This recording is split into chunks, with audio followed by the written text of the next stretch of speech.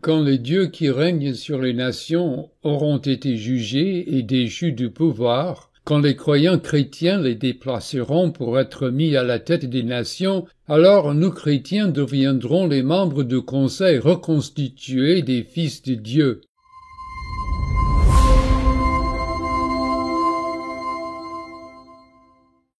Dans les quelques minutes qui nous restent ce soir, discutons un peu de l'issue de tout cela. Nous en sommes venus à considérer le conseil divin et céleste comme une sorte de modèle pour l'Église.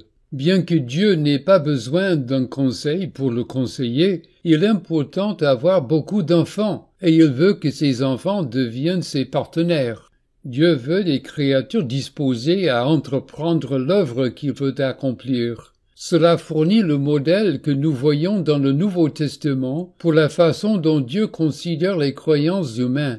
Dans le psaume 89, les membres du conseil divin sont appelés la grande assemblée des saints.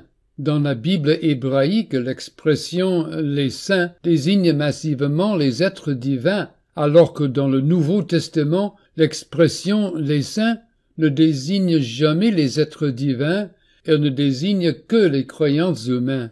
Ce titre, les saints, crée ainsi un lien entre le conseil divin de la Bible hébraïque et les croyants humains du Nouveau Testament. Dans l'Épître aux Hébreux, chapitre 12, l'expression « une si grande nuée de témoins » fait référence au conseil divin dont les croyants doivent devenir membres. Quand les dieux qui règnent sur les nations auront été jugés et déchus du pouvoir, et les croyants chrétiens les déplaceront pour être mis à la tête des nations, nous chrétiens deviendrons les membres du conseil reconstitué des fils de Dieu. C'est pourquoi dans Hébreux chapitre 2, nous lisons que Jésus nous présentera à Dieu et Dieu à nous au milieu de l'assemblée, c'est-à-dire au milieu du conseil. Il existe donc une logique biblique qui rassemble ces éléments disparates de manière cohérente.